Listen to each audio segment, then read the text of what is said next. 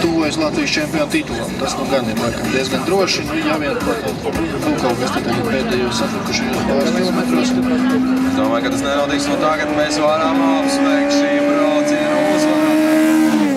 Iekals pārliecinoši ātrāks par visiem šodien šeit startējušiem sportistiem.